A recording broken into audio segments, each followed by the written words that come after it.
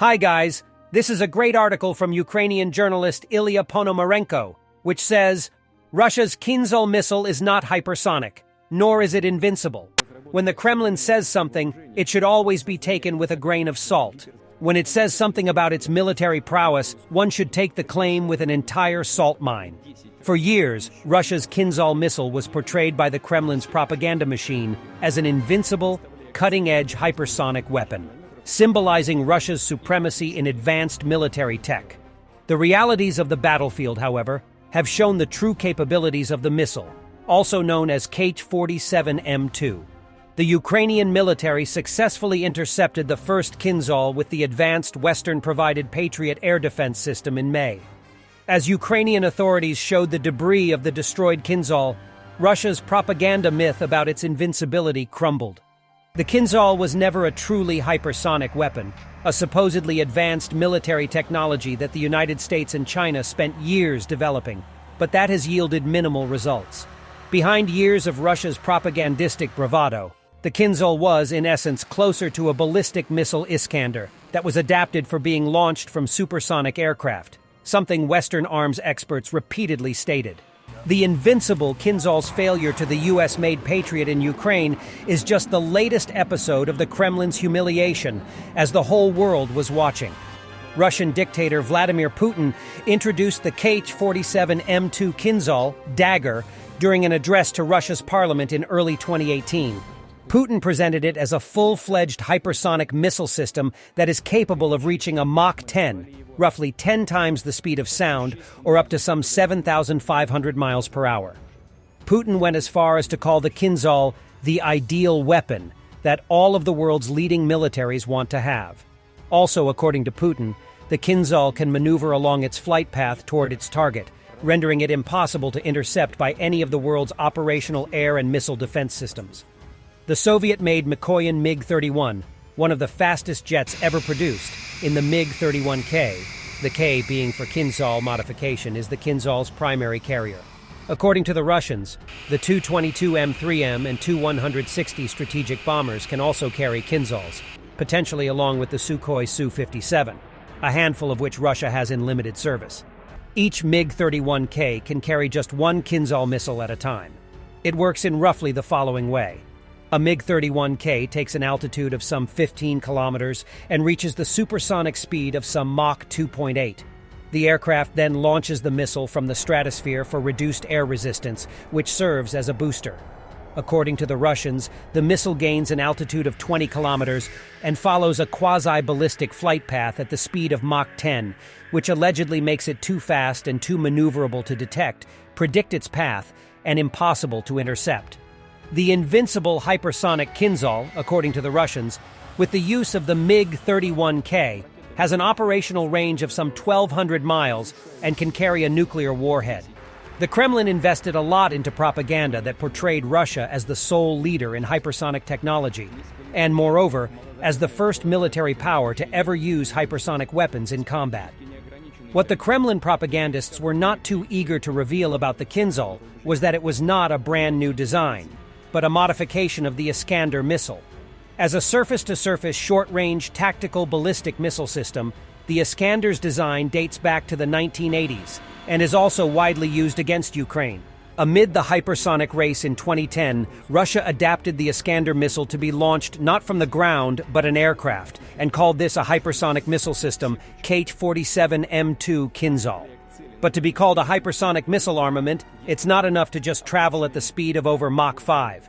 Pretty much any ballistic missile reaches hypersonic speed. That includes Iskanders, any intercontinental ballistic missiles, or even Nazi Germany's V-2 missiles used in 1944 and 1945. To be considered a truly hypersonic weapon, a missile must also be highly maneuverable at a hypersonic speed. Despite Putin's unsupported claims, the Kinzhal has never demonstrated anything more than minor flight course corrections, which is typical for many conventional ballistic systems.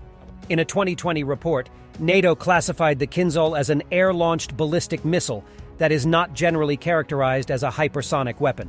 However, as NATO noted, it is often included in discussions of hypersonic weapons due to its similarities which feature a maneuverable re-entry vehicle. Russia's designation of the Kinzhal as a hypersonic missile is somewhat misleading, as the Center for Strategic and International Studies, a US-based think tank, says in its missile threat database. Nearly all ballistic missiles reach hypersonic speeds, that is, above Mach 5, at some point during their flight. So just like any other aeroballistic missile, the Kinzhal was an impossible target for Ukraine's air defenses before the acquisition of the Patriots. Russia's defense ministry also insists the Kinzhal strike has an accuracy rate of just 1 meter.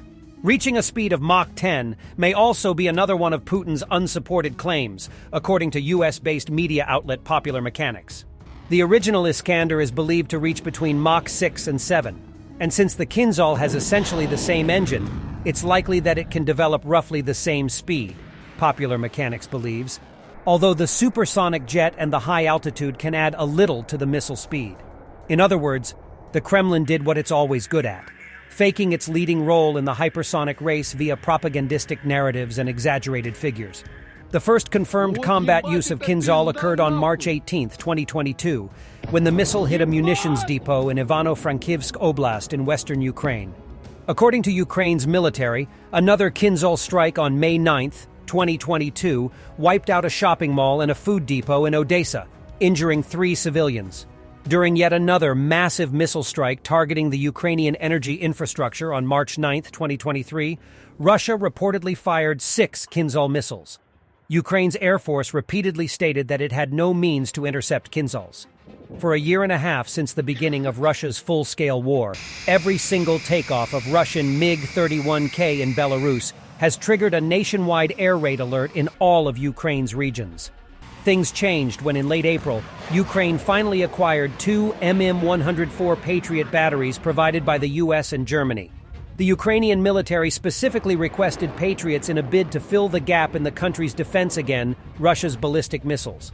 On May 4th, a Ukrainian-operated MM-104 Patriot PAC-3 CRI specialized in ballistic targets performed a confirmed successful interception of Russia's unstoppable weapon. According to Ukraine's Air Force, as many as 6 Kinzhal missiles were also successfully intercepted during a May 16th air battle over Kyiv. According to Ukraine's Defense Minister Oleksiy Reznikov, following 2 clashes with the Patriot systems, Russia may have around 73 Kinzhal missiles left in stockpile. Meanwhile, the global race for mastering true hypersonic weapons continues. Russia claims to operate 6 Avangard hypersonic glide vehicles, essentially warheads mounted in nuclear-carrying ICBMs UR-100 TTH that can allegedly travel at Mach 28. The Chinese have their experimental WU-14 ZF-DF glide vehicle, while the U.S. Navy in March sought some $900 million for a conventional prompt strike hypersonic program. Despite a lot of hype, self-maneuvering advanced hypersonic weapons are still in development, and creating a real hypersonic missile will be much harder than just falsely proclaiming older missiles are hypersonic. Due to multiple failed tests, in March 2023, the U.S. Air Force terminated Lockheed Martin's AGM-183 ARW project to develop a hypersonic air-to-surface missile, also a glide vehicle design. And when it comes to hypersonic cruise missiles, something that Russia's Kinzhal aspires to be, the situation is even more complicated. Such things would almost certainly require a highly effective scramjet, supersonic combustion ramjet, the kind of air-breathing jet engine that allows for combustion to run at extremely high speeds. So far, such an engine remains a technology that no nation has mastered. Though the U.S. reportedly had a successful early test of such an engine with a cruise missile in March 2022, so far, this component, and with it, the hypersonic technology, remains very expensive and experimental.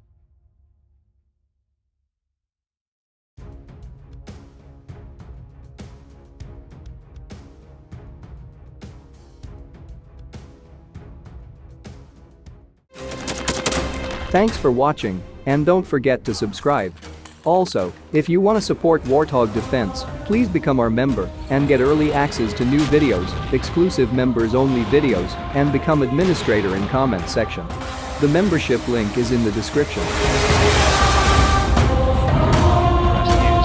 Every day. We had a guy last week, it's 6 rescues in 6 days. You know, he's doing the job every day.